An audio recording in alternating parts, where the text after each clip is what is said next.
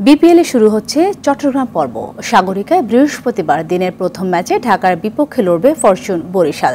ঢাকা ও সিলেটের সাফল্যের ধারাবাহিকতা ধরে রাখতে চায় সিলেট ও ঢাকা পর্বের ব্যর্থতাকে পেছনে ফেলে ঘুরে দাঁড়ানোর লক্ষ্য ঢাকার। দিনের দ্বিতীয় ম্যাচে চট্টগ্রাম কিংসের বিপক্ষে লড়বে খুলনা টাইগার্স।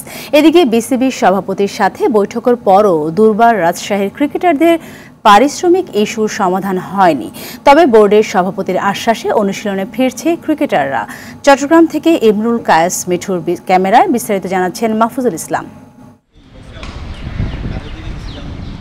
সাগরিকায় সবুজ গালিচার ২২ গজে ঝড় তুলতে প্রস্তুত দলগুলো। প্রথম ম্যাচের দুই দলই বুধবার অনুশীলনে ঘাম ঝরিয়েছে ঘণ্টা দুয়েক।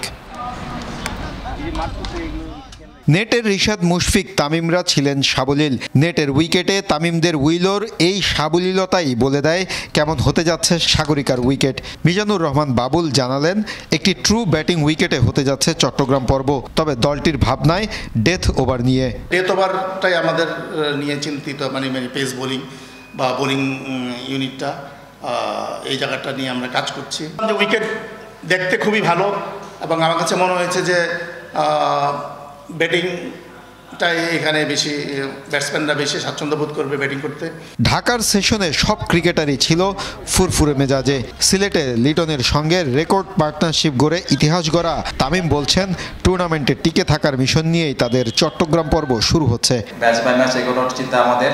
যদি আমরা ম্যাচ বাই ম্যাচে সাকসেস হতে পারি তাহলে হয়তো বা টুর্নামেন্টটা ভালোভাবে শেষ করতে পারবো আমরা। যদি কোনো ইনিংসে ভালো শুরু হয় সেখানে আমি কিভাবে সময় নিয়ে আরো ভালো করতে পারি, জাস্ট এই প্ল্যানটা থাকবে আমার। দিনের দ্বিতীয় ম্যাচে চট্টগ্রাম ও খুলনার মধ্যকার জমজমাট লড়াই দেখার অপেক্ষায় স্বাগতিক দর্শকরা।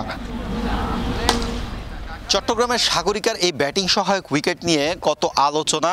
এবারের ঢাকা এবং সিলেট পর্বে যে পরিমাণ রান হয়েছে তা এই সাগরিকার উইকেট ছাপিয়ে যাবে কি না তা নিয়ে হচ্ছে চুলচেরা বিশ্লেষণ। তবে চমৎকার এই কন্ডিশনে দলগুলো তাদের একাদশে কতটা ফাইন টুইনিং করতে পারবে তার উপর নির্ভর করবে সফলতা এবং ব্যর্থতা। চট্টগ্রামের জহুর আহমেদ চৌধুরী স্টেডিয়াম থেকে মাহফুজুল ইসলাম, RTV।